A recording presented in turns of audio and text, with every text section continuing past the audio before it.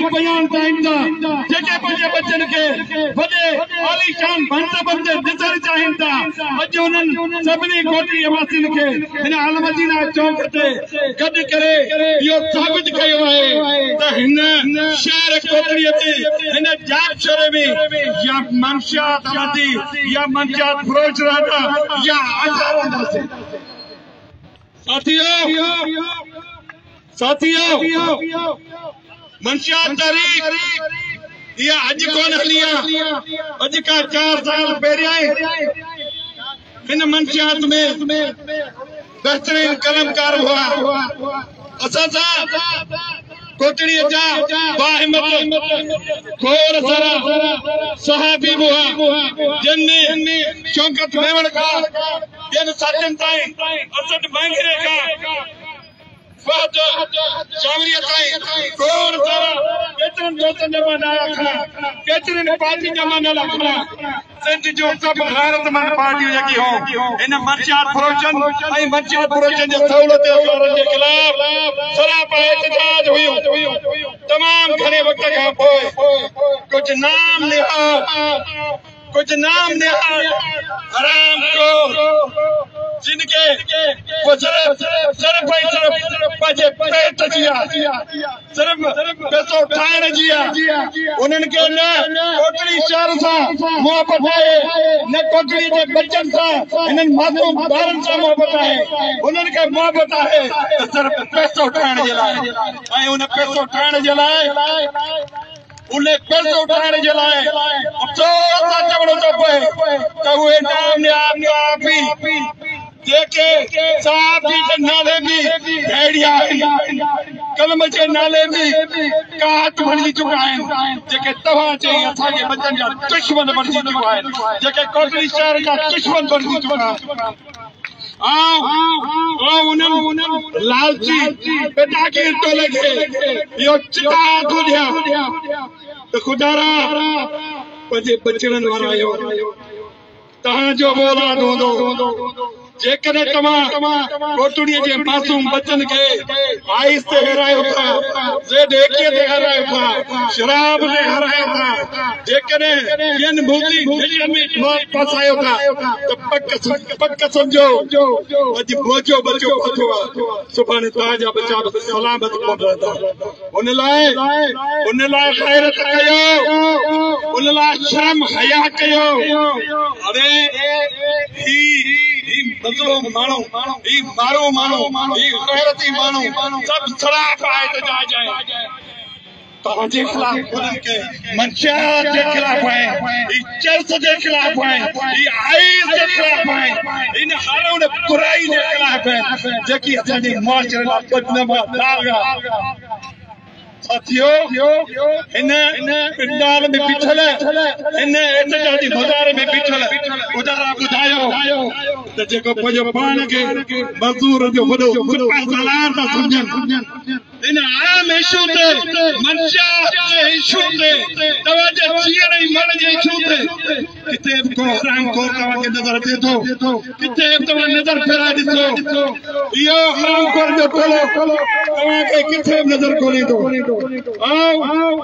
आओ ख़ुशी तौर ते सिंध तरक़ी पसंद पार्टी ऐं हुनजे अॻवान भाउ यूनुस ओटेगा इहा हथ ॿधी कुछ इजाज़त कंदुसि त मां ॿ लफ़्ज़ अगरि इजाज़त हुजे त हिन प्लेटफॉर्म तां मां कुझु ॻाल्हायां।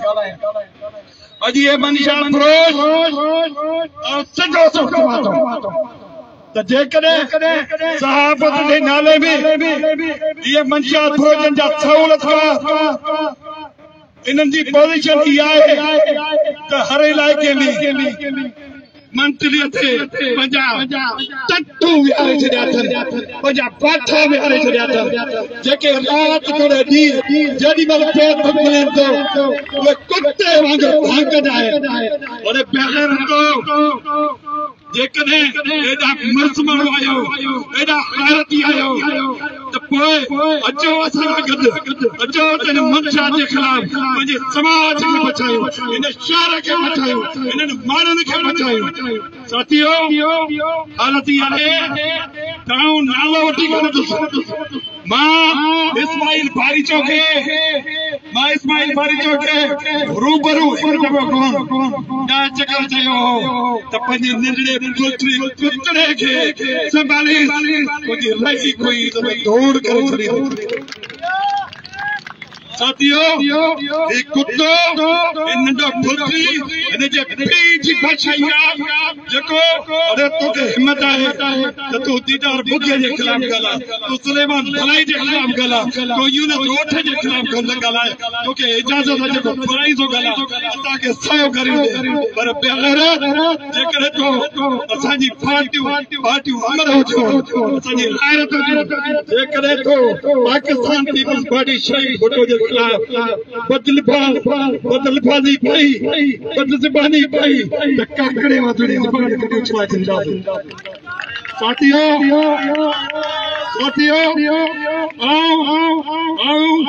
काज़ी बिरादरान खे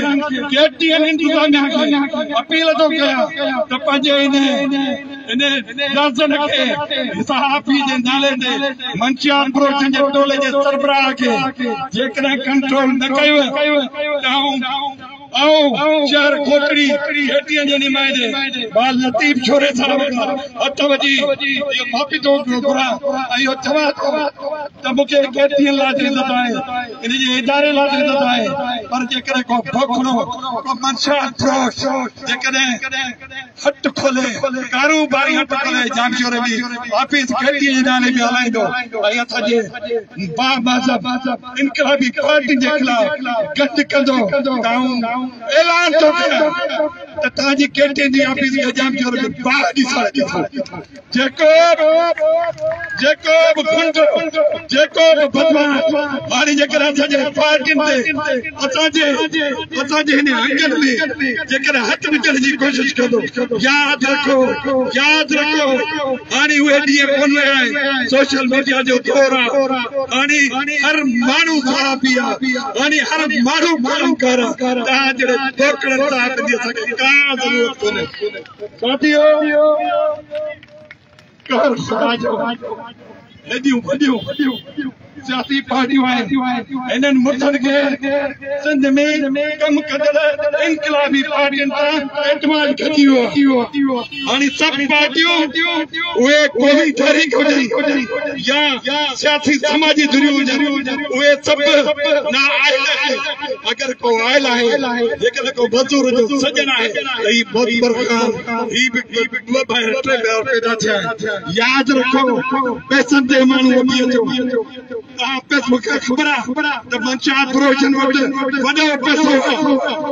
करोड़नि जा मालिक हुयो तव्हां ज़मीनूं ठाहियूं तव्हां बंगला ठाहिनि हाणे असांखे तव्हांजे सहूलियतकारनि जी बि ख़बर आहे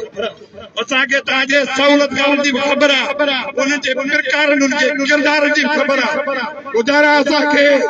आख़िरी मंज़िल ॾांहुं न वठी वञो जो असां अवाम जा अची तव्हांजा लटा लाहे हिन अलमदीना चौक ते तव्हांखे होगाड़ो करे दुनिया जे अॻियां रुसवा करे छॾियो साथियों आओ हिकु वरी चंदुसि साथियों गुज़ारा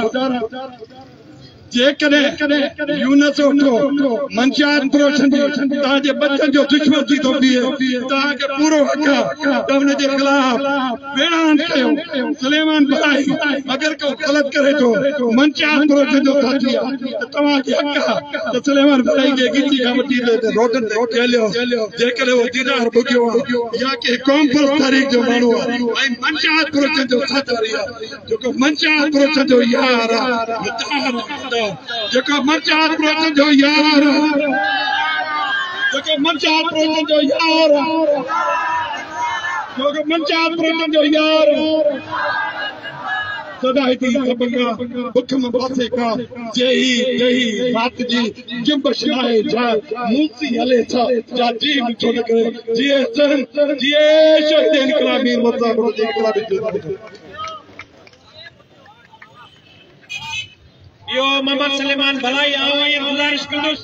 क़ौमी अवामी तारीख़ जे अगवान साकिल गुरेज़ के हुए की स्टेट पंहिंजे ख़्याल जो इज़हार कर